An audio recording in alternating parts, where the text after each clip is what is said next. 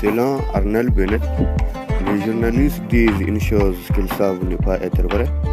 de l'espoir que s'ils continuent de l'affirmer assez longtemps, elle deviendra vraie.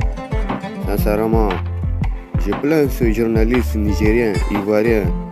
et camerounais qui s'imaginent qu'il est bien plus facile de prendre le train comme les moutons politiciens que de remettre en cause la politique du ventre des moutons qui se succèdent et squattent les palais présidentiels africains. Je plains ces moutons démocrates qui observent avec un œil sonore la fourberie diplomatique de la France et de l'Europe, même si elle n'a jamais hésité à faire preuve de condescendance comme d'agressivité quand une mission de sauvetage d'une économie européenne est menacée par un torrent de révolte similaire à celui qui a conduit au bras de fer entre Nicolas Sarkozy et le président Tanja de la République du Niger. Je plains ces journalistes africains qui ont fait les morts face à la carrière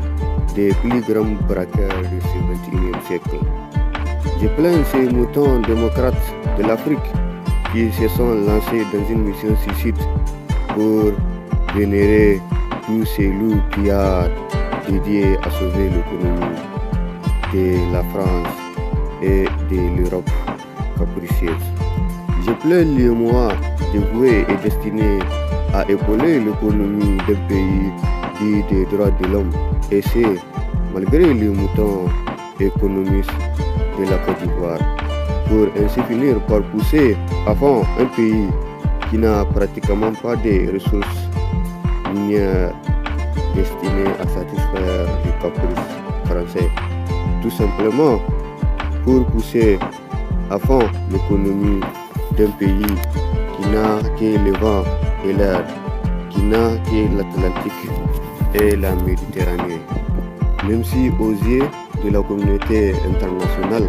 c'est un braquage qui est aussi légitime que la fonction du bateau négrier qui a autrefois été vers l'Amérique. Même si c'est un braquage qui est tout aussi certifié que l'arnaque du Fonds monétaire international et de la Banque mondiale.